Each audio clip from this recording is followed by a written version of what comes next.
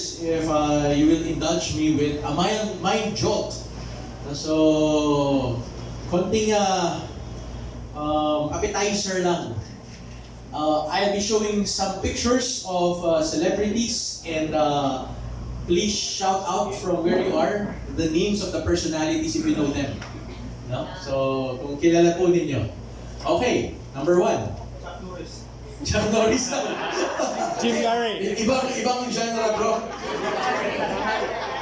Jim Carrey. No? So, hindi ko alam if the young people, if your children actually know this guy.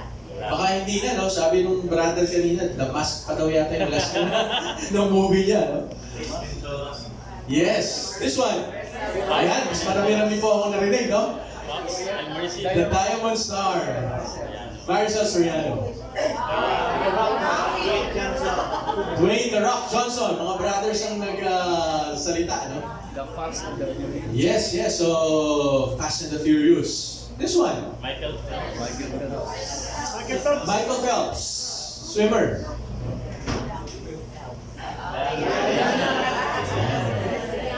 Kapanahunan po, no? Princess Diana. How about this one? More contemporary. Margie Moranda, ay ibang generation po yun. I heard the name Kylie Versosa, no? Hindi po siya si Katriona Gray. Na siya yung Miss International talaga, no? 2016. So that's Kylie Versosa. Ayan! Ikaw pa talaga ang nauna, ano po? Updated ka man, no? Nadine Lustre, no? So, from the famed tandem na JD. Lastly, Anthony Bourdain, no? Chef po siya, and narinig ko po, sabi, pinatay na raw siya. Kasi yung iba, buhay pa lahat yun, no?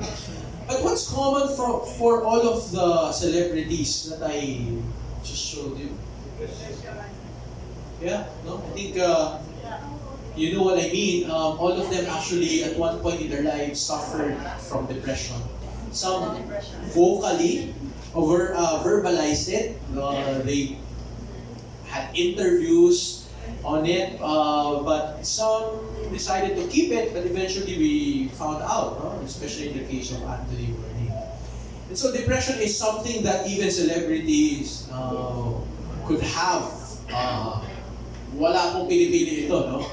TLOW member ka man o hindi, no?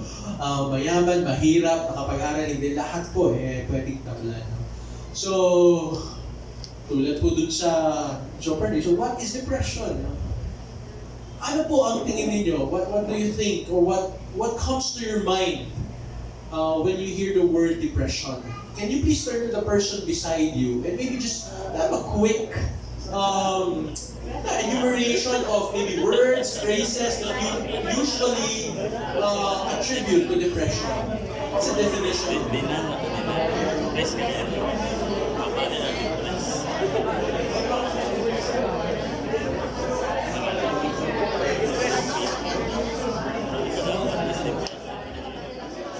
I will ask for volunteers po, if you don't mind.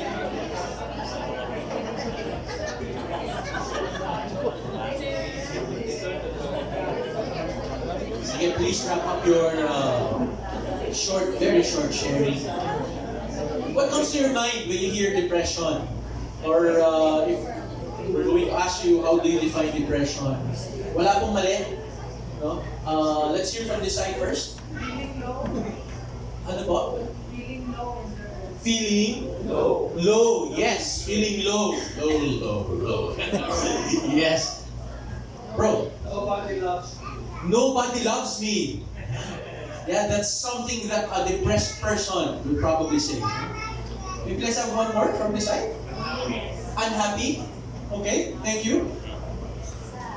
Sad. Emptiness. Ano po? Emptiness. Empty, yeah.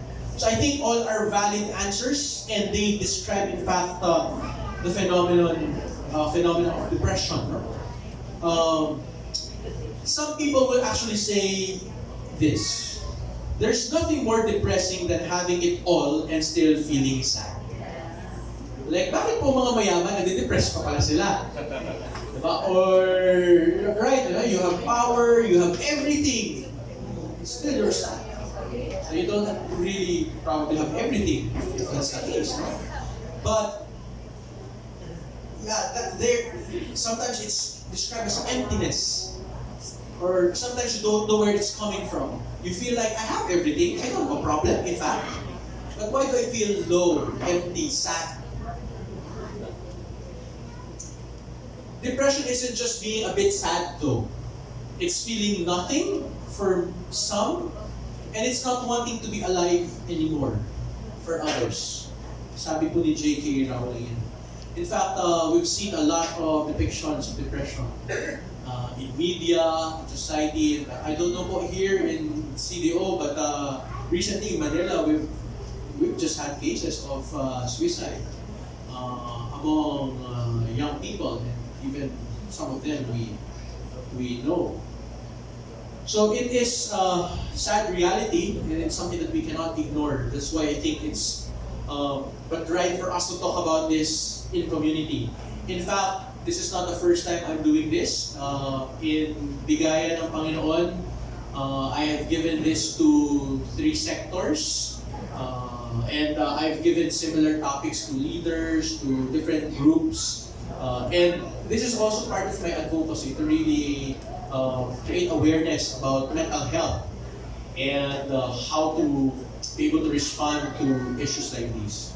I'd just like to enumerate some of my affiliations and things that I do. So Jake mentioned already most of these, and thank you, Jake. But I'm not just a medical doctor and treating people with mental illness as a psychiatrist. I'm also a wellness coach, and that's something I want to emphasize, that we can help a lot more by doing prevention, by allowing people to achieve higher levels of wellness and not just be there to treat the depression or mental disorders when they arise. So I've had several affiliations here. I'm a wellness inventory facilitator, and I also do mindfulness-based intervention. So dyan po yung paghuhugutan ko sa aking mga suggestions at saka mga recommendations. And I'm also a family man. Jake mentioned already, this is my cute hyper baby, si Vigo, and my wife Ted. No? So I'm also sharing not just my knowledge as a psychiatrist, but my experience as a brother in community, especially helping young people. I'm serving with Jim in the North University District, and we've had cases of people dealing with mental disorders in our own district, in other districts of the UD, in CYA units. So I get to help some of them. Some of them I refer to other professionals or the PLs, and the other leaders can address the concerns already. But I've had the privilege of also helping them. So I'll be talking from these experiences. My objectives, brothers and sisters, for tonight will be the following. Basically, number 1, to discuss what depression is from the framework that we're using in the practice of psychiatry. Depression, because it's the most common and probably one of the most common and one of the things that we can actually address immediately, even lay people. And I also want to enumerate ways to help someone suffering from depression, and lastly, to recommend ways to prevent depression. So hopefully in the hour or so that we'll be together, we will be able to do that, and I'll be happy to answer your questions later. Sige po, can you turn to the person beside you again and just answer this question. Is there any difference between sadness and depression? If there's any difference, what's the difference? Okay, I'll give you a few seconds for that.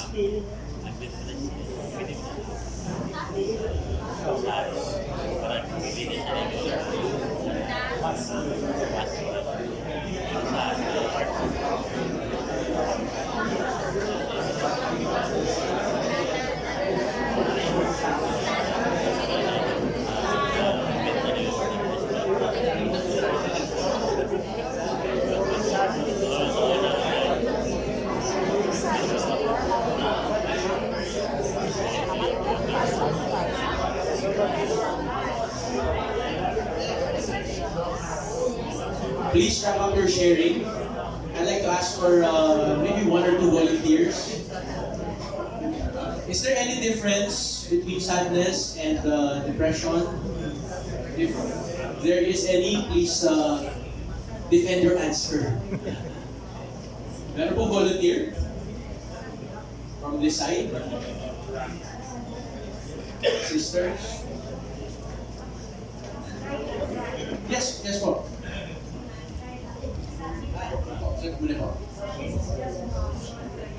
Okay, sadness is for just a short period of time. Depression takes a longer time. Okay. Deeper sadness. I like that. Thank you po. Ano po pangalan po?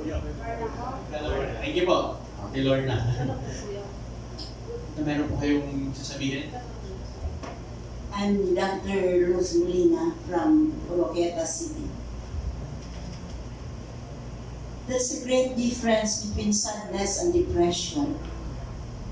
If you say sadness, it's just light. It's sa ibabaw lang ng tao, probably. But then, when you speak of depression, it's much deeper and it really needs treatment. Thank you po. Thank you, Doc. So, tama po, no? And we will elaborate later. Yes, last po. A depressed person cannot function. Okay. So, very important, in fact, no? A depressed person cannot function. That's why it's deeper. That's why it's more serious, and it's not just on the surface. Thank you very much, sisters, for that. Yes? Last po. Ang sadness, parang take ko, there's a lot of awareness in the person. There's a lot of awareness. You can hold it together. Okay, I like that. Depression is something you don't understand. It's something that makes you feel lost. Parang wala talagang awareness sa ano. Okay.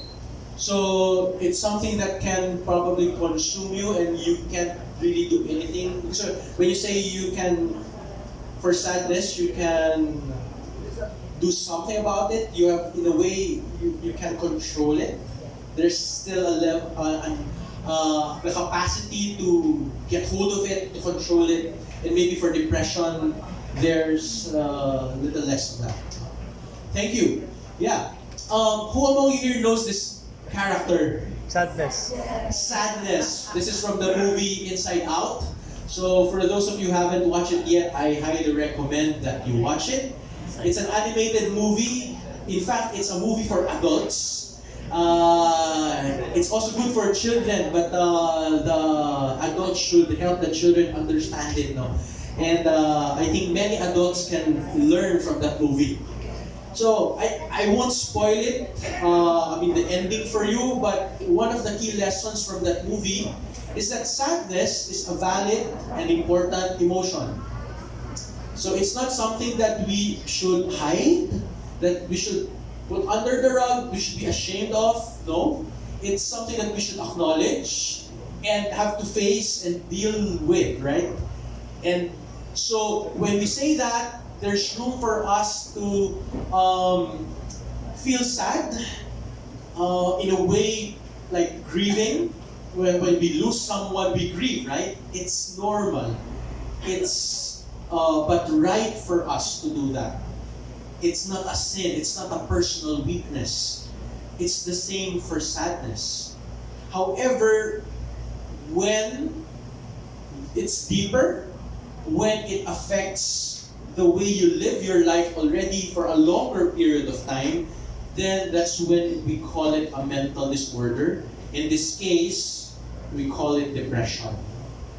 And it's the same also with excessive fear. Yung iba po, takot lang, di ba? But when does it become anxiety? Hindi naman lahat ng matatakotin or who are frightened in certain situations automatically have mental disorders. But some who have excessive fear or who are paralyzed by fear could probably have anxiety disorders. So it works that way. Although my focus tonight is really on depression, but we say there is a mental disorder when there are two things or one of two things that we see. Number one is decrease in functionality.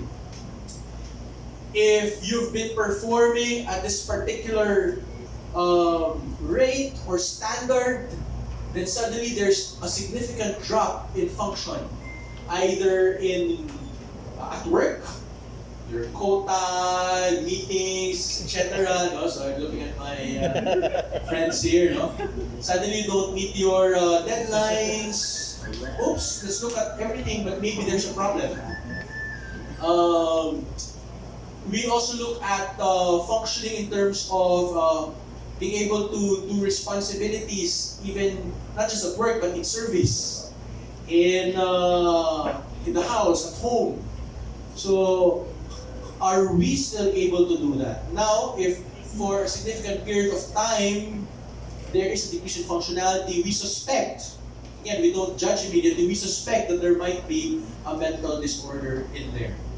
Number two will be relationship difficulties. So it could be one of the two, or it could be both. Usually, if we really probe deeper, it's both. It's there is a decline in functioning, and they withdraw from people, or they relate differently now. Maybe they're more irritable. Maybe they get into more fights, or they just leave the house. And it can cause a lot of dysfunction in the family or in groups. At work, you could also see this. No? So you would sometimes think, okay, this particular person at work, why does he always get at odds with this team, right? You know, he always has complaints. He can't be satisfied.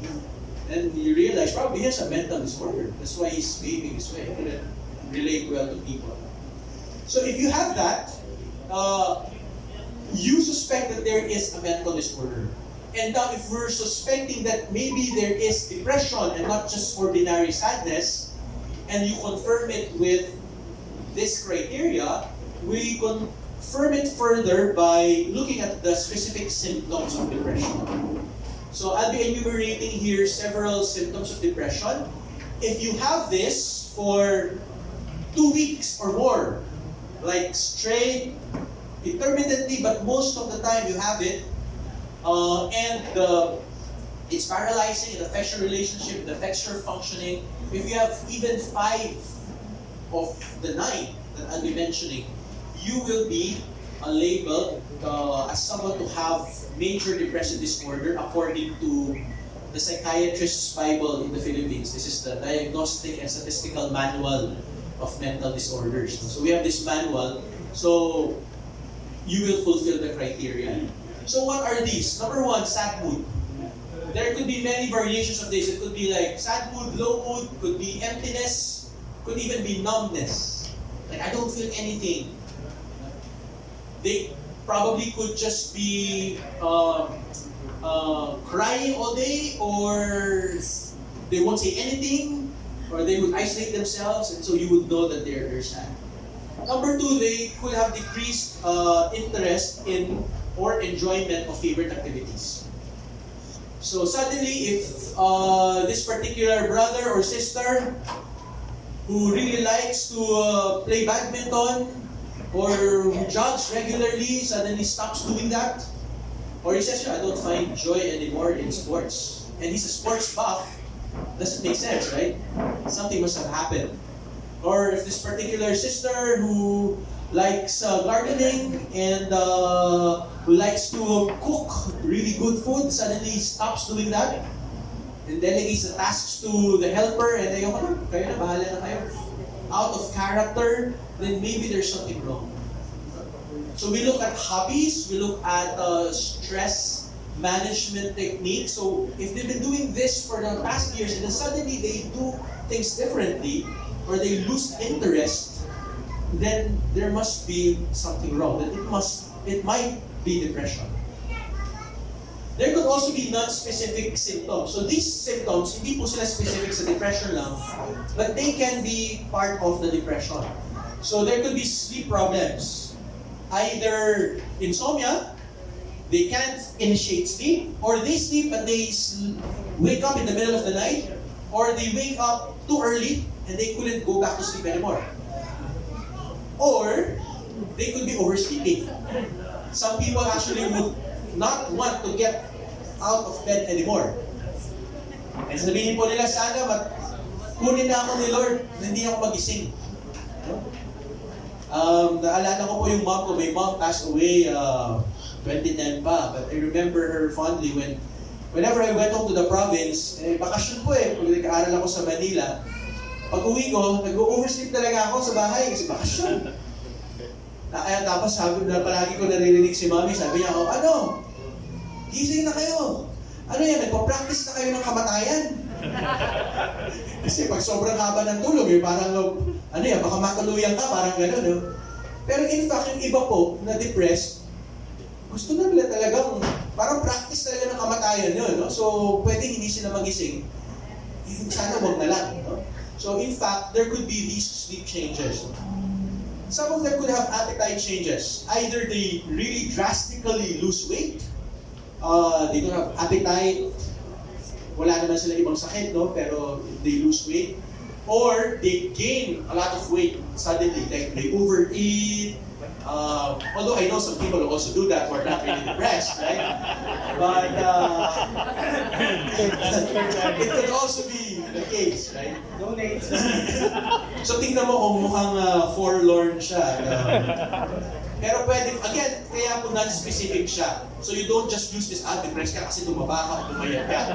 Hindi po, no? So you have to take everything into consideration.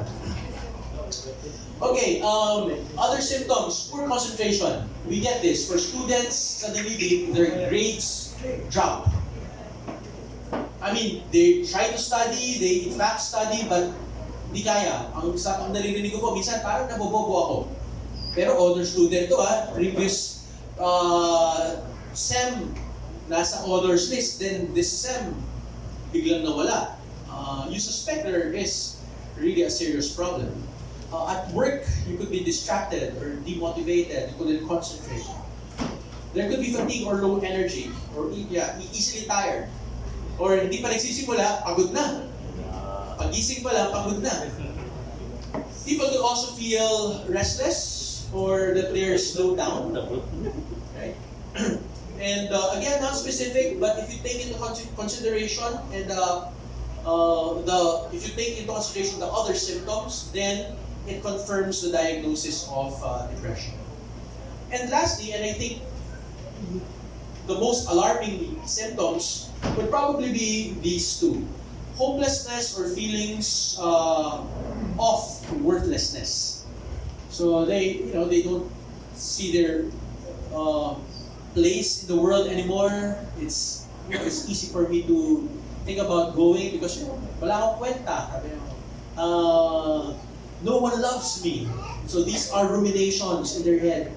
And say, I won't change anymore. Or there's a lot of darkness.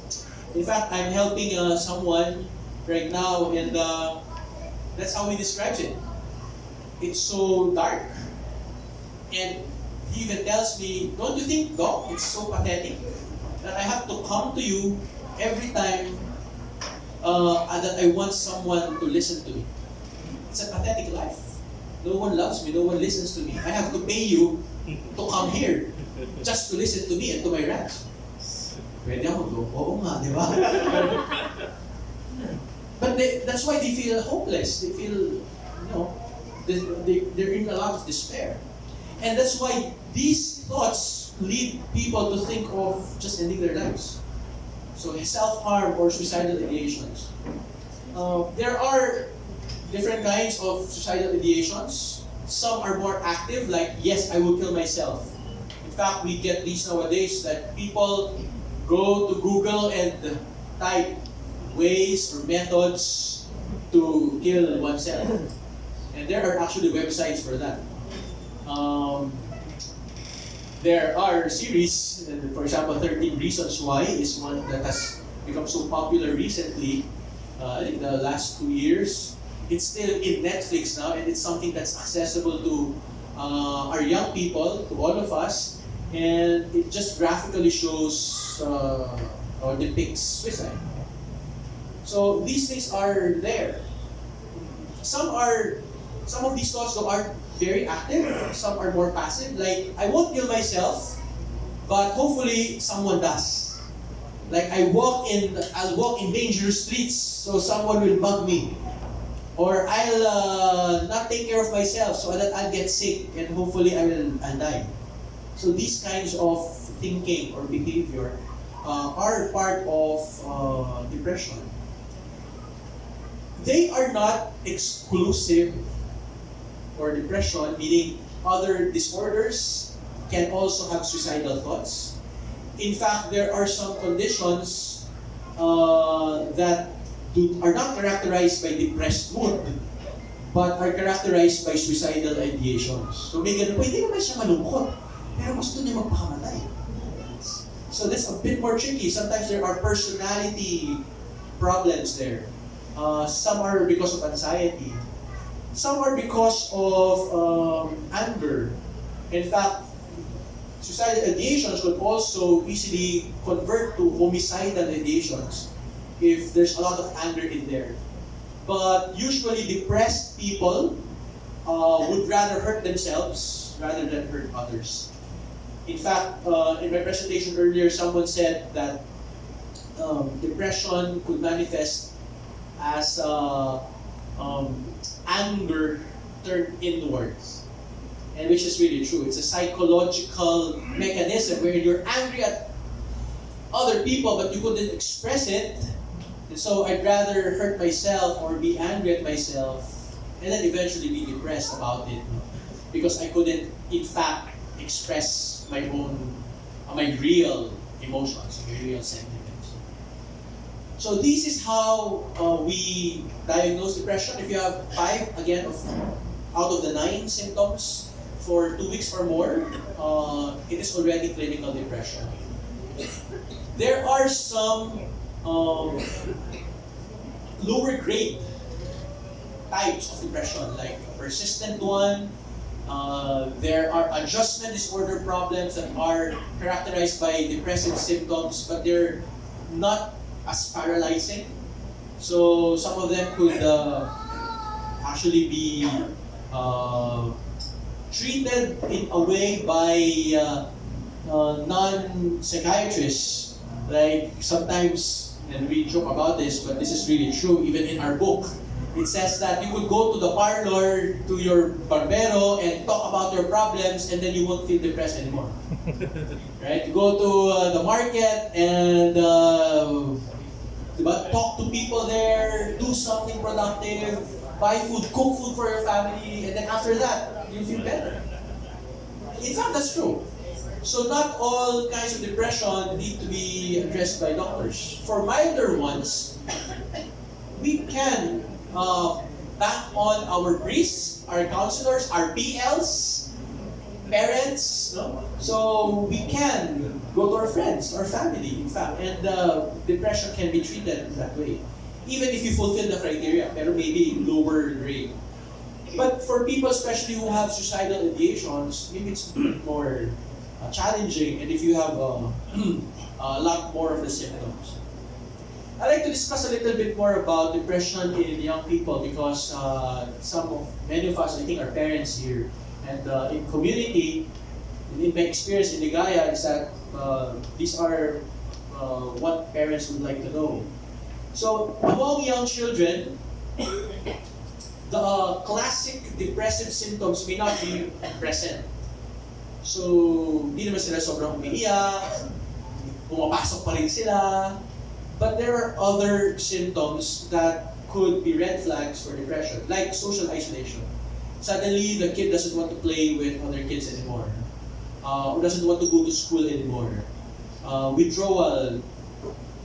Sometimes kids, most of the time, these kids would really enjoy meal times. Then suddenly, they would excuse themselves. So these could be red flags. Sad mood is not very common among very young children. Irritability is more common, like those who have tantrums, or violent behavior even. There could be truancy in school, so they skip classes, or they could resort to other kinds of unruly behavior. So these are more common among elementary students, even high school students. So, pag may ganito po, isipin din natin, baka depressed, bakit irritable, paranging galit, no? Baka depressed. So hindi lang siya galit dahil nagre-rebelde, baka po depressed. Children with special needs are also more prone to depression, like people who have intellectual disability, some people who have autism, spectrum disorder, especially those who are more impaired. Some are functional naman eh, pero yung iba po masira. But especially when they get to school and they compare themselves to others, or they get bullied, or they see the missed opportunities, and then these realizations sink in, and they're more prone to depression. I'll just mention some facts here. According to the Global Burden of Disease study in 2015, 3.3 million Filipinos suffer from depression. And suicide rates have increased, according to the NCMH figures in the same study, 2.5 males and 1.7 females per 100,000 Filipinos. Ilan po tayo? 100 million na tayo, di ba? So, marami-rami na po yan. And this is suicide among children and adolescents, I mentioned already. This is real. And here's a study in the US, but it's also true, starting to be true here. There are more children now who commit suicide. And it's still rare, but there's been a troubling rise in suicide by children younger than 12. And so that's really troubling. Because even in the Philippines, we see many people who have suicidal ideations. In this global-based survey of the WHO, among 8,761 students from grades 7 to 9 in the Philippines, 11.6% among 13 to 17-year-olds considered suicide, and 16.8% among them attempted. So that's how true it is. And we're not just talking about depression here. That's just depression, yung mga sinabi ko po, and suicide. But considering everything, all other disorders, anxiety disorders, etc., 1 in 4 adults that would suffer or are suffering from a mental disorder at least once in their life. So ilan po tayo dito sa room na ito? So clearly, if it's 1 in 4, there's a lot of us also here who have, or who are, or who will probably be facing this ordeal. And so it's not something that we should deny. It's something that we need to confront. Because in fact, in community disorder of the spirit, it's something that more and more we see. And we're trying to learn how to address. So I mentioned that it's not just depression, so I'll just have a rundown on the other common mental disorders, so for us to have an idea. The other common problem is anxiety disorders. And there are many different kinds of anxiety disorders. One is separation anxiety. So among children, for a particular age, this is normal. Di ba po? So, hanggang preschool, iiyak pa yan, pag iniwan mo, di ba, kailangan mo pang i-condition, normal po yun. Ang pinag-uusapan dito, paano kung halimbawa, grade 10 na, high school na, ayaw pong humiwalay sa magulang? Paano kung nagtatrabaho na? CYA o Lincoln na eh, may problema po siya because that's not normal anymore. So they become so anxious when they're separated from their loved ones or caregivers, usually the parents. The next one, phobias. This is, I think, also a very common one. But it varies in forms and content, but it's not necessarily paralyzing. Sino po sa inyo dito ang takot sa mga matataas na lugar? Kung hindi po kayo mahiya, tataas po ng kamay. Okay? Sino po ang takot sa ipis? No? Takot sa, meron pa takot sa aso. Takot sa asawa. Takot sa asawa, no? Bro? Bro? May ganun po, no? Takot sa dugo. And so these are phobias. So maybe there are severity, they vary in severity, but they're not usually really paralyzing because you could avoid them until you are left with no choice, right? Kasi pwede ko naman iwasan ng ipis, di ba? Or ang dugo, or heights. Pero yung asawa ko, sana huwag iwasan, no? So, pero you get what I mean, no? But we still consider them phobias, and some are really paralyzing for others who need to face them in certain situations. This one is now also the other one, social anxiety is getting more common. I get college students who are achievers, then suddenly they couldn't perform in class. Kinakabahan po sila pag nasa harap, pag magre-recite. Yung isa, pasyente ko po, nag-commentator lang, magpapasa lang ng prayers of the faithful, natameme na, hindi siya nakapagsalita, hindi nakapagbasa. They have to have someone else do it. So then you wonder, ano nangyari? Honor student, magaling magsalita, suddenly takot, no? So they could have social anxiety, and usually they manifest full-blown during college-age years. Some of them would manifest earlier. So elementary pa lang makita mo, natatakot na, so nahihiya na, pero we don't immediately label it as social anxiety until they're a bit older.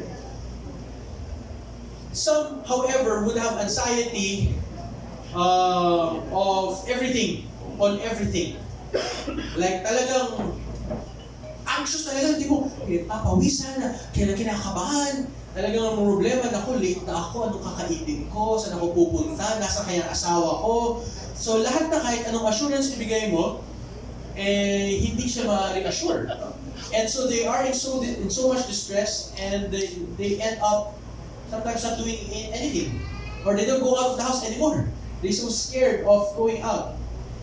And some of our clients or patients would have somatic complaints or physical symptoms like dizziness, headache, palpitations, difficulty breathing. And this is what we call panic attacks.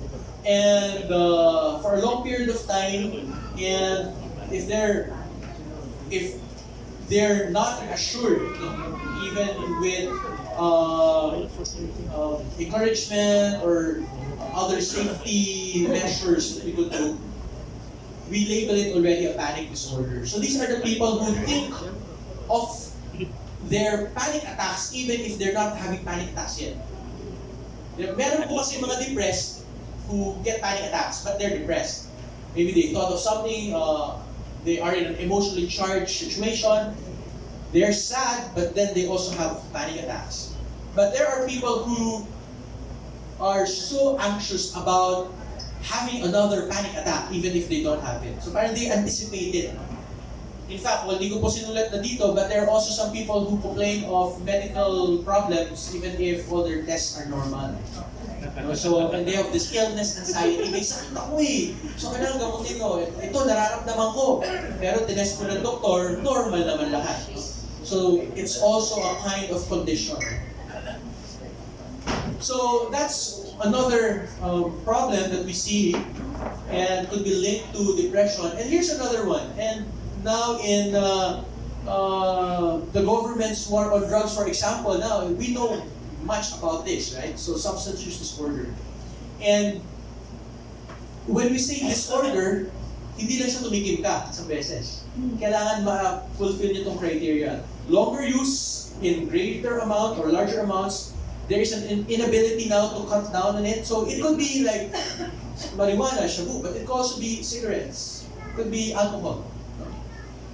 So you spend a lot of time with it. You spend a lot of money on it. There could be cravings and urges. And these now, again, affect functioning and relationships. So there could also be tolerance, meaning you need higher doses to get the same fix. Yung kulang na isang bote, no? Kailangan 2 bote na. Or yung high ng isang hit-hit ng marijuana, kulang na, kailangan 4 na. Yung parang ganun, so tolerance na po yun. And some people will have withdrawal symptoms once they stop. So they feel it, and so they don't stop. So it's a cycle.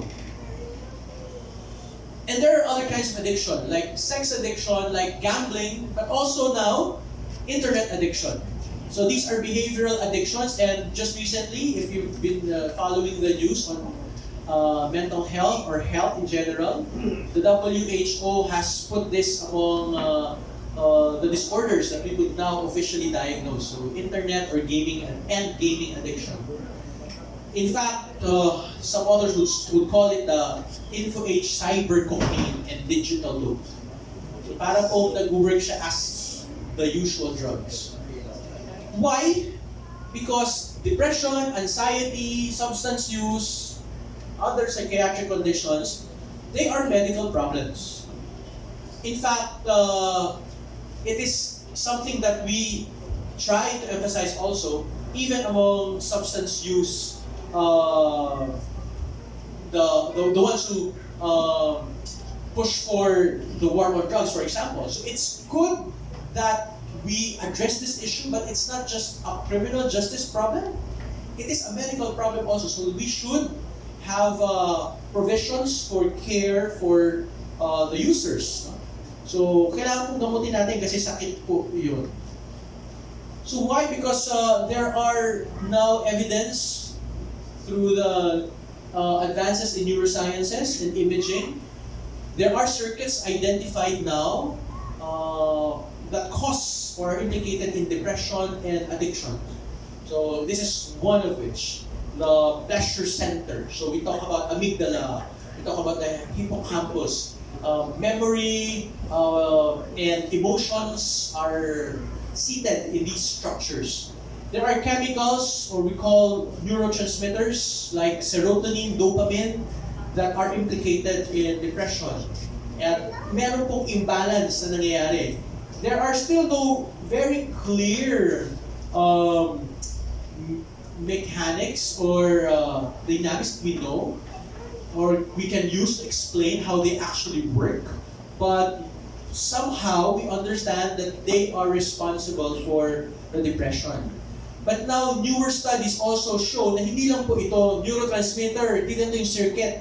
In fact, we're now studying the role of inflammation. So, pag namamaga po ang inyong, for example, tuhod or hips, dahil po may rayuma kayo, di ba? Ramdam nyo, namamaga. Parang kung may ganong concept na, and theory na nabubuo for the brain, no? That like the inflammation, in fact, in the body, can cause certain changes in the brain. Because there are chemicals that are released due to the inflammation that affect brain functioning. Hormones also play a role. So hormonal problems, and people who have hormonal problems, in fact, manifest with depression or other mood conditions. So now I ask you, and I'll ask you to go back to your group or to your seatmate na lang po, para mas madali, siguro seatmate. Ang tanong ko po, therefore, saan po nagmumula ang depression? What's the role of nature? What's the role of nurture here? Is it like nature lang ba yan? Or nurture lang? Or both? And how? So what's the interaction? I'd like to hear from you.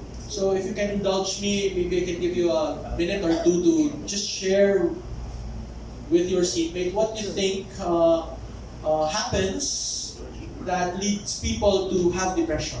So what are triggers? What are dynamics that happen while we see this present? Sige po, simulan natin.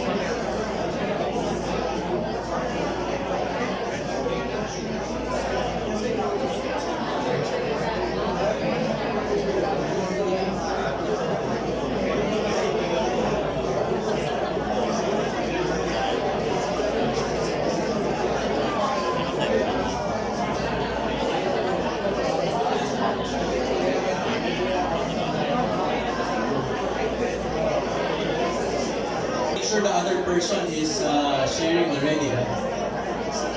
And we'll wrap up in a bit. I'd like to hear from you. Sino po ang nagsasabi it's nature? It's in our nature to be depressed. Or people are depressed is people get depressed because it's in their nature to get depressed. What? Is that a question or a statement po? Please.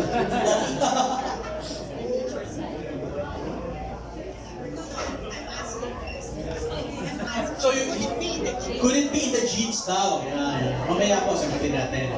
Pero now there is that element that's brought out of the genes. Baka may gano'n. So nature ba yun? Is there a genetic component here? Right? Who among you here says it's nurture? Wala eh. Meron po, nurture? Yes, bro. Can you elaborate? Nurture? We both find it it's similar to nurture because there's external factors that affects one person. So, for example, you are traumatized, you're bullied, and in the first hand, tapos you as a person, you react with the stimulus. So if you cannot withstand the stimulus, yung dinitib mo yung control, you have become a second. Nurture mo yung depression within inside you, tapos nurture mo yung effect ng stimulus. Okay. Thank you. I think that's a good insight and I'll talk about that more later. Pero may narinig po kayo, sabi ng iba, both daw. Sino po naniniwala na both? Yan. Both. Okay. Marami pa pong hindi nagtaas na kamay. So, question mark pa. Thank you, brothers and sisters. Okay. It's not an easy question, but it's basically both. Basically, it's both because this is the framework that we're following. This is the biological, psychological, social model. And this is a way for us to understand the development of mental disorders, but also a way for us to be able to protect or nurture our mental health. So when we say mental health, so that's different from the disorder. So there are biological factors, there are psychological factors, and there are social factors. So I'll say a bit more about biological factors first. I mentioned earlier that there are circuits, chemicals, other factors in the brain that are implicated when there is depression and other mental illnesses, right? So, ibig sabihin, meron po talagang basihan yun. And there are certain situations or factors that we know now to predispose one to actually have a mental disorder. So, sabi niyo po kanina, sis, yung genes, no? Who among you here believe that there is a genetic component or some of the mental disorders are hereditary? Pwede pong pataas ng kamay. Okay? Some. Okay? I think not 50%, but yeah, marami. You know diabetes, hypertension, asthma, they have very strong genetic predisposition, right? So you could pass this on to the next generation. It's not like all your children, if, for example, ako po, may hika ako, although mild lang, hindi ibig sabihin, automatic yung anak ko magkakaroon. Pero the more children I will have, baka the more chances of winning. So, parang ganun po, no? It's the same for other lifestyle illnesses, but there's also a role of the nurture here because there are other things that you do that impact your health, that impact the chemicals in your body, right? If you eat a lot, you don't take care of your sugar, you will have diabetes, even if you don't have genetic predisposition, right? So, may ganung element po. And it's not a clear-cut, like Mendelian hereditary, mechanism. But it's been proven now through studies that depression, especially, including manic depressive or bipolar condition and other psychotic disorders, are actually or have genetic components or genetic predisposition. So this could be passed on to the next generation. Again, that's not the only factor, but it could be a factor. So you will see a family who have several members who have anxiety problems. Minsan iba-iba, pero anxiety problems. There, in fact, in my hometown, we have a family there who has several, I think, 5 siblings na puro po sila may psychotic disorder. Yung out of reality, naging taong grasa yung iba, yung ganun po, no? So, lahat naging ganun. So, again, hindi lang yung genetics ang factor doon, but clearly, may role din yung genetics po doon. And now, there's an emerging field which is psychogenetics. No? And we're learning more about these things. We don't know a lot yet how these things really work, but it works somehow this way.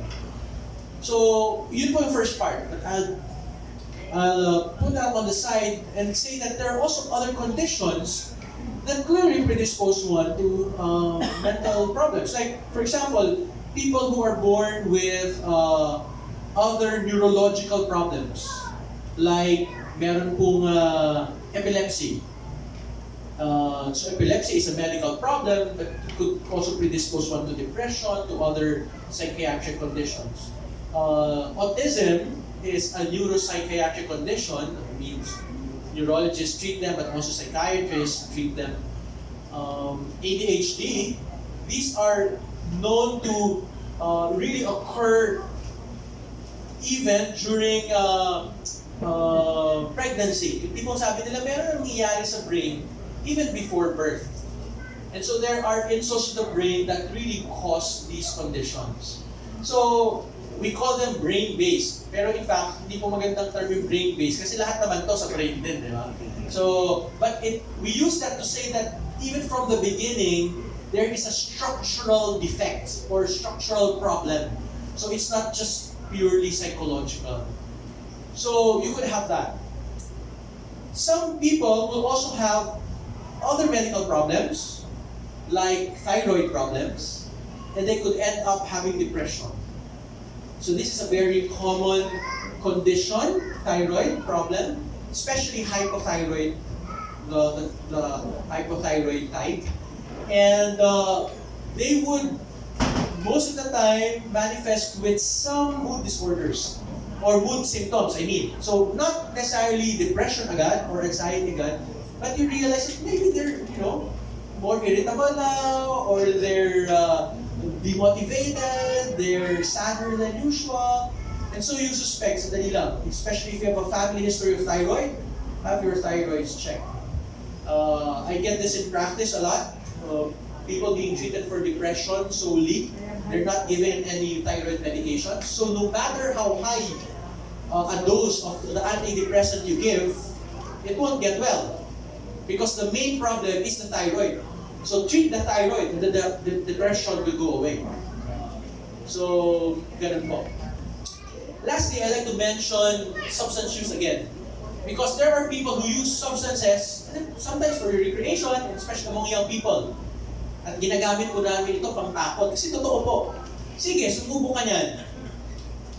Pero, dahil sa curiosity mo, it could actually predispose you to having a permanent psychiatric condition later on. Especially if you have a family history. So yung iba, nagiging paranoid, nagiging psychotic, when they use the substance. They feel that they're Superman, they have hallucinations, they have delusions, or they have false beliefs. And they think that that will go away when they stop. Most of the time, they go away when people stop using drugs. But there are some cases wherein the symptoms continue even if they've stopped using the substances. So ito yun, dahil na-predisposed na po sila to have mental disorders. But having said that, these are predispositions. There are other factors. So like what was mentioned earlier, there are also what we call coping mechanisms. There are ways to deal with problems. So these are things that we can learn or pick up from the environment. So nurture. So paano ba mag-cope yung magulang ko? Paano ba ako humarap ng problema? Paano ba ako i-disiplinahin ng magulang ko? And that's also how I will probably learn how to discipline myself or to develop self-control. If you go back to this model, ang laki pa po ng psychological and social factors. And these are things that we could probably control, right? Kasi yung genetics, wala tayong magagawa doon. But yung substance use, meron. So pwede, sana iwasan yun. Get treatment for other medical problems. But here, especially psychological, social, I think especially the parents really have a greater role because parenting really is an important factor in shaping the mental health of our children. We should note though that there are different stages in life, and I'm sure you know this, and maybe some of you know this even better, that like I'll drop a name, Erik Erikson, a psychologist, came up with this psychosocial stages. And the idea is in every stage, you have to deal with a particular issue that you need to master so that you could proceed to the next stage. So the earlier stages, they are about security, about love, about protection. So for example, yung mga may bata po tayo, for the younger ones, they don't know anything about the world yet. So they are just hungry. They're just affected by the environment, by the temperature, for example. So malamig ba, mainit ba, gutom ba ako o hindi, no? So they would know, okay, is the environment responsive to my needs or not? And that's the way they develop their psyche or their coping or their view of the world. If the parents are responsive to the needs of the child, then probably the child will go on and grow up to believe that the world is a good place to be in because they address my need. Or these parents, these people I see, hindi pa nila talaga naiintindihan na parents kayo, no?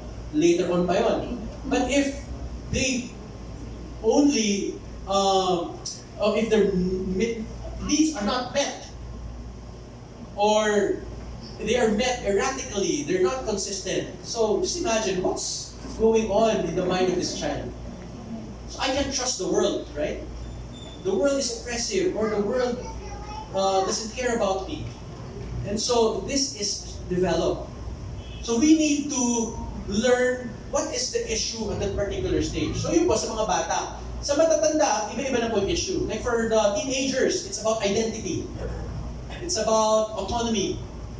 For the early adults, it's about love or sex and work. So yun po, yung mga issue nila. Kaya pag minsan, pag may problema, doon din kaka-problema. Problema sa trabaho, may mga sexual concerns, or may mga kasalanan because hindi po na-resolve yung issues na yun. For the more senior ones, the issues probably would be about legacy, right? Generativity, like what will I leave in this world? Or maybe issues of death. Am I ready to face death? And so if there are issues there that you're not ready to face yet, you could have mental disorders. But also, we need to know the face because we don't just label a particular phenomenon and say it's a disorder when in fact it may be normal. Like, bakit itong anak ko ayaw na sa akin sumama, hindi na sumusunod? Diba, palagi na lang sa kaibigan. Sinusunod yung kaibigan lang. They don't listen to us anymore. Ano po edad ng inyong anak? 30 years old, 16 years old. Normal po yun. Nagre-rebelde, di ba? There's a phase in life of a child where that's actually, in a way, usual. Right? So, you have to know, you don't label that immediately as a disorder.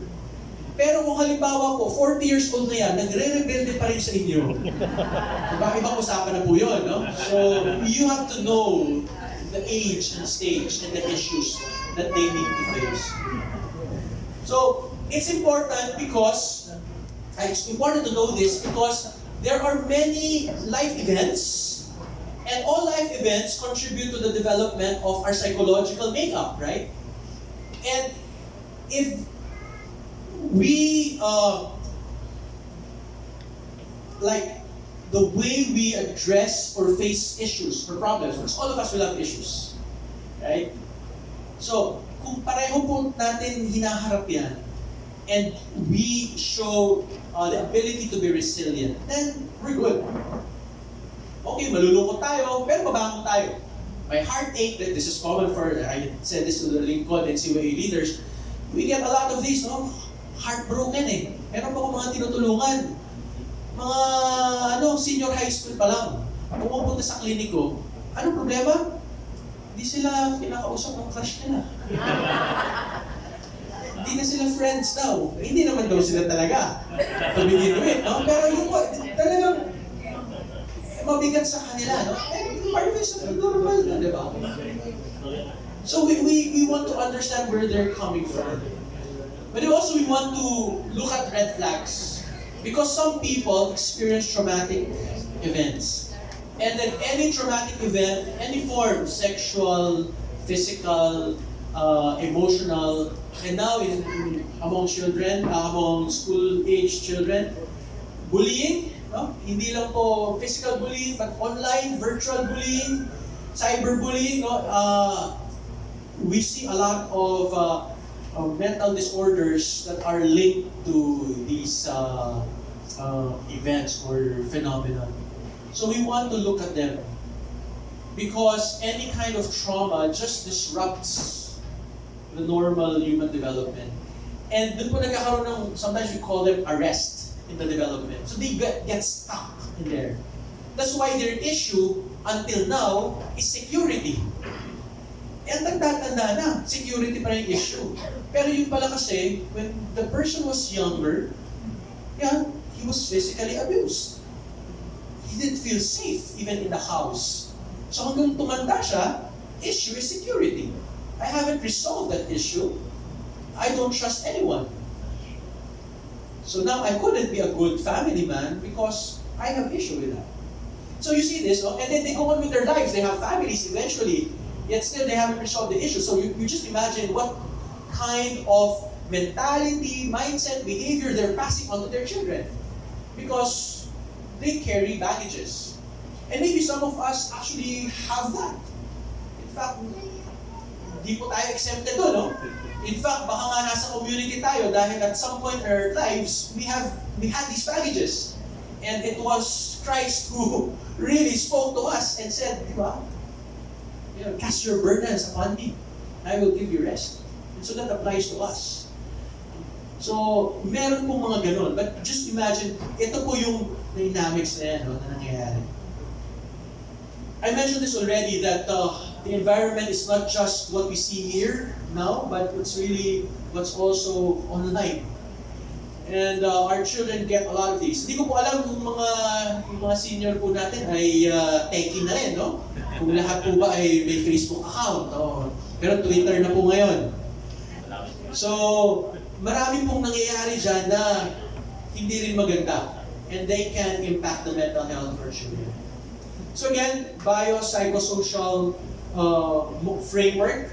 And there are other things that we could think of, like peer pressure, saan mo ilalagay yan? Poverty, kung survival problema, saan yan? Psychosocial issue yan, di ba?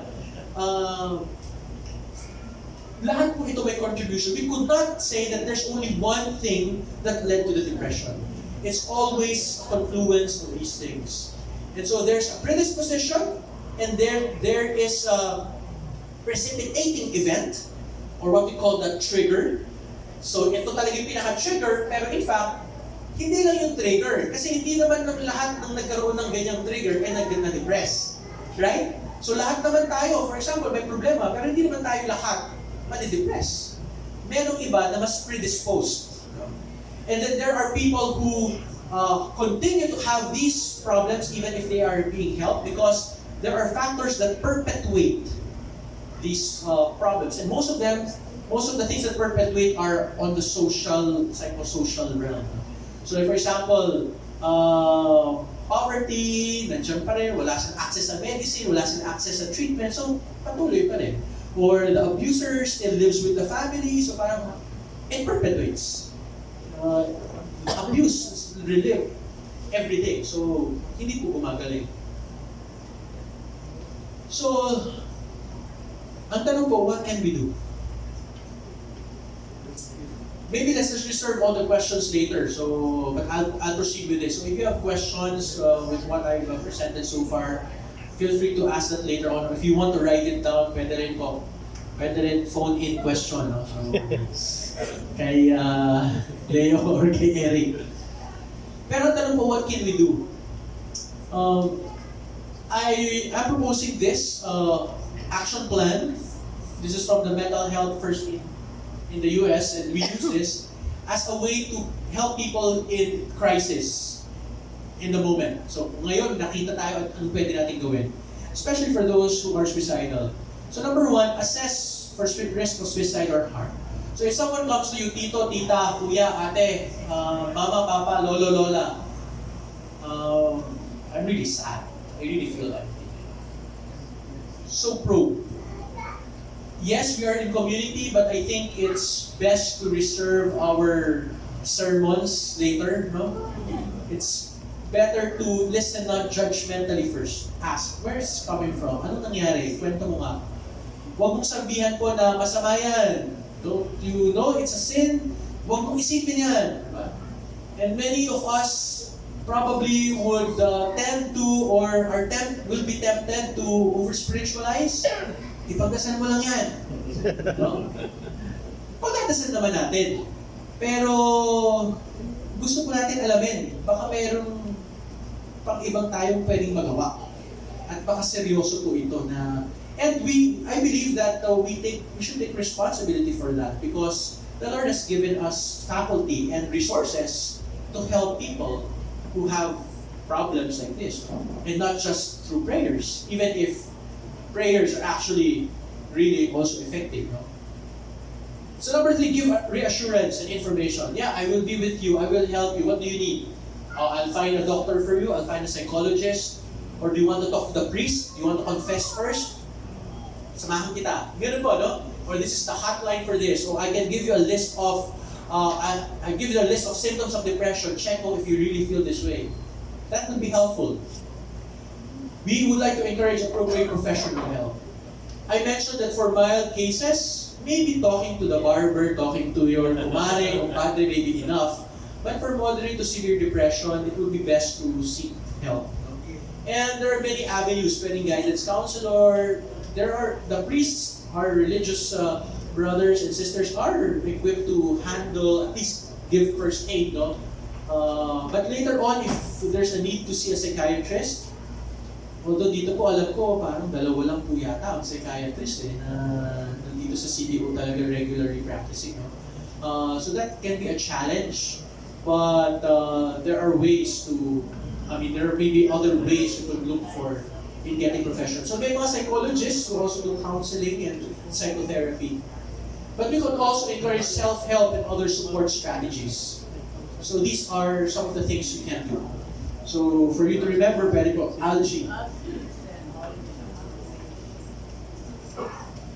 I mentioned about getting help, and so it might be good to look at several referral networks.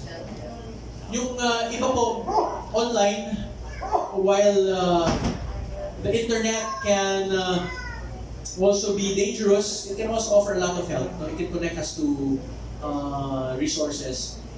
Now, because of the government's desire to put emphasis on mental health, which is a good thing, soon we will have a nationwide hotline or crisis line. Alam ko po sa ibang lugar meron, Davao meron. In Manila, meron po parang ganito, although sometimes it's not very reliable. I don't know though if this really would cover CDO, for example, or you might have one here, I'm not so sure. But I know this is in the works, no, because the mental health law that has just been passed mandates that there be a crisis line available for everyone. So, may mga NGO po na mga gumagawa rin nila. Okay. For moderate to severe cases of depression, we recommend medications. I'm a medical doctor, and so I really see the value of it. But I'm also not quick to give medications. In fact, sabi ko nga po, mild, pwedeng hindi. I also do psychotherapy or talk therapy. So I give patients options if I think they can have that option. But for severe cases, I really encourage the family to take medications. Because, as discussed earlier, there are chemicals, there are circuits in the brain that are affected, and we know now that there are compounds, medications that are effective to manage some symptoms. And now, our understanding of depression, at least depression, it is treatable. No? For maybe other conditions, we're not there yet. We're just into managing the symptoms, but maybe we need to give the medications for a longer period of time. But for depression, it could be as quick as a few months. No? So, or it could be a year or a few years. And then, hindi po lifetime. But meron pong role of medications. And so for this, you need to go to either a psychiatrist or some general practitioners for family medicine, neurologists, or even internal medicine doctors would know how to give these medications. The other one is counseling or psychological therapy. And this is like the one that will sustain the gains. Because medications can help, but if you don't address the issue, then it could recur. The symptoms could recur. We want to equip the patient or the client with skills. So is it about stress management? Is it about expressing oneself? Whatever it is. No? Is it maybe a really practical decision making, for example? Pwede po yun. And that can be done in psychotherapy. And just to give you an example, one of the things that we emphasize in therapy using the cognitive behavioral model is this, that thoughts are connected to feelings, and feelings are connected to behavior, and behavior are connected to both. No? And that any intervention in one of these could probably lead to change or recovery. So that's why we said, okay, positive thinking, yes, that's helpful, but not for all. Kasi hindi nga niya makontrol, di ba? Positive thinking, hindi ko nga makontrol isip ko eh. Negative talaga yung thinking ko. So what can you do? Maybe you could change other things, like maybe the behavior. Even if you're not thinking positively, push yourself to go out, push yourself to exercise. And I'll say more about this later on. But maybe you could do these things and it will actually, in fact, affect thinking later on. So that's the idea. And you do that in therapy. Family interventions are very important as well. And this is done maybe later on, but in the beginning, the family already should be involved. At least you should know about the illness, how to treat the patient, or how to relate to the patient. And maybe some family members would need therapy themselves. Or maybe there has to be some form of really dialogue to address lingering issues. And that can be done. Because love, safety, and provision should be felt by the one who's depressed, by the clients. Again, ito po yung mga issues na. And we need to address the pertinent ones. Okay, for this part, I'll be ending this part with spirituality and religion. Because many people are asking, so what's the role of spirituality and religion? In the biopsychosocial model that I showed you, we put spirituality as one of the factors in the psychosocial area or realms. In fact, some authors now would even argue that spirituality is a totally different area, and so we should label it biopsychosocial spiritual model. Although we haven't had a lot of evidence and support to warrant that this spiritual aspect be really separated from the psychosocial factors. So, anyway, discourse po yan. But psychiatrists, even secular ones, should or would acknowledge that spirituality is actually important. It's not like we will impose, or we cannot definitely impose our own beliefs to clients, but we recognize that they in fact play a role in recovery and maybe even in the development of the disorder. Now, I get patients and they come to the clinic, they're so depressed. Why? Because they're dealing with serious sin. Or they have lingering guilt from sins of the past. Sila yung kumpisal na ng kumpisal sa pare, yung pare na nagsabi, punta ka na sa psychiatrist. Kasi may problema na talaga. So, yun po, no? So, and now, more than before, we have evidence to prove this. Even secular health professionals would say na may role talaga yan. Just recently, last year, from the Harvard T.H. Chan School of Public Health, no? Sabi nila, people who attended religious services weekly or who practiced prayer and meditation daily in their youth reported having a higher life satisfaction and positivity in their 20s. So in community, we're doing the right thing, right? We should continue to teach our young children, our brothers and sisters, to do this because it will impact their mental health later on. Ito pa po, religious beliefs give people spiritual strength that lead to healthy habits and build their social networks and give them the ability to overcome obstacles in their lives. So we're talking here about spirituality as a coping mechanism, as a tool, but also we know na hindi lang naman din yung totoo. We also believe that our prayers can actually heal and cure. Diba? We know that Jesus actually cured a leper, diba? Cured a blind man. How much more person was depressed, right? So in fact, I was talking to Jake earlier at pinag-usapan namin, yung possession in the Bible, even like Mary Magdalene, the possession, probably in the olden times, so hindi na siya possession, baka may element na may mental disorder din talaga. No? Could be. And may good basis daw yun. Of course, there's still also possession. We believe there's spiritual realm. But we believe that the Lord can intervene. And so this is our prayer. Can we all read this together, brothers and sisters? Kung nababasa niyo po sa likod din. Do not be anxious about anything, but in everything, by prayer and petition, thanksgiving, present your requests to God. Amen. And I believe that, prayer is powerful. Christ Himself is really enough. I was talking about my patient who said that there's darkness to describe his depression. And he's a Catholic, and we talked about spirituality in session. And I told him this, sabi ko, you know what? The light shines in the darkness. The darkness is not overcome.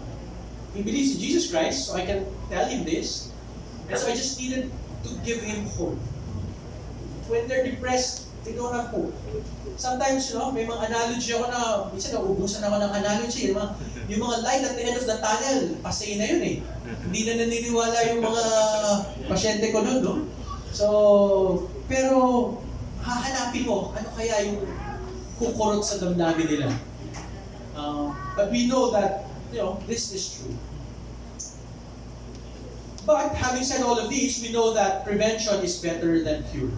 Right? We'll talk about treatment. We'll talk about how to help people who are dealing with these problems. But we also would like to talk about how to raise the next generation of mentally healthy members of our community. Sabi ni Frederick Douglass, who was a slave who went on to become a free man, it is easier to teach a child than it is to fix a broken adult. we will continue to fix broken adults. That's our job as PLs, di ba? Yung mga PLs pa na married, minsan, yung problema ng mga mag-asawa, kasi naman, di ba, ng mga bata pa, problema na nila yun. O minsan, wala silang problema, wala silang control doon because that's also something that their own parents, di ba, passed on to them. Or they have other biological predispositions, as I said earlier. But now we know for a fact that parenting skills are important. So that's why parenting courses in the Sword of the Spirit are very important. No? We will not discuss a lot of them tonight, but I'll just mention a few things that are relevant to the discussion. And this is already going to the realm of mental health. So I'm also talking as a parent, because I also have my own young son, kaya mas credible na ako ngayon kesa dati, no? But in fact, pati po sa pag-aaral namin, kasama yun eh. We talk about human development. And mental health includes everything. Emotional, psychological, social well-being.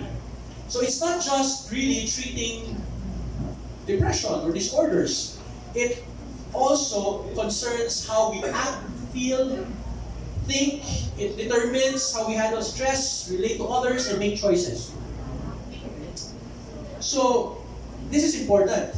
And in fact, this is a vital cog in the definition of health in general.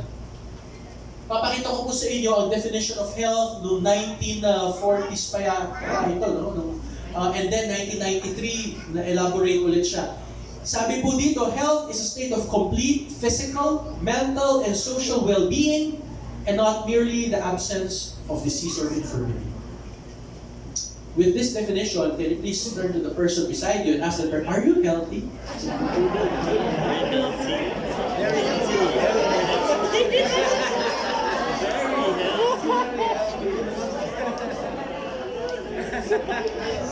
Tough question to answer, right?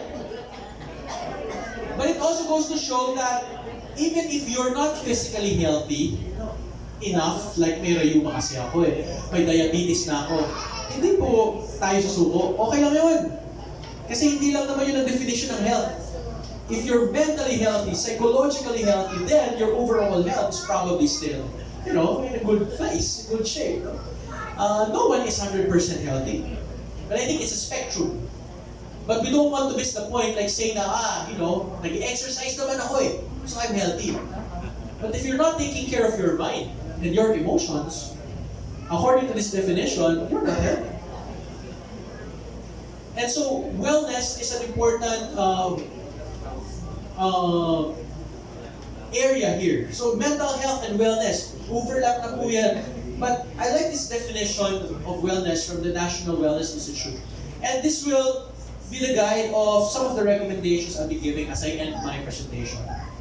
Wellness is an active process through which people become aware of, so the element of awareness, the element of control, of choice, and make choices toward a more successful existence. So it's not a perfect existence. Because no one will have a perfect existence or a 100% healthy body, mind, spirit. But we want to be more in control of that. In our consulting company, we have this wellness inventory. I just like to show this to you so you have a sense of the different areas of wellness. I'll not discuss them, and I'll be ending here. So these are the different elements. So we want to have balance.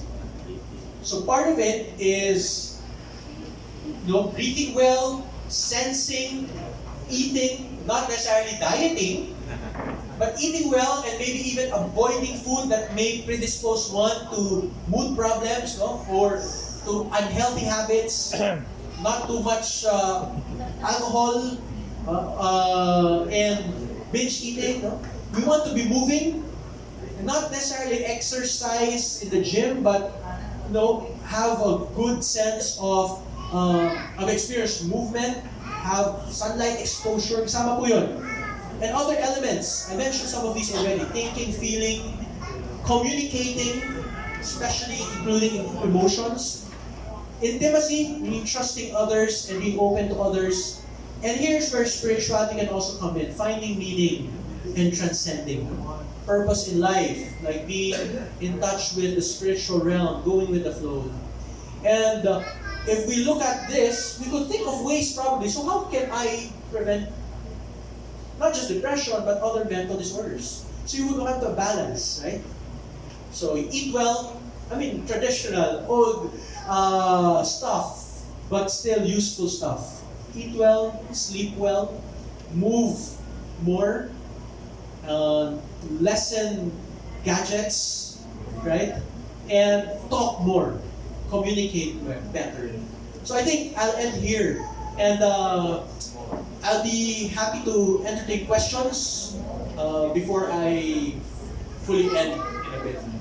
So I know there might be some questions related to what depression is, but maybe some would be related to, so what can we do? And how can we prevent it? Especially probably in the context of your community here and in the outreach center.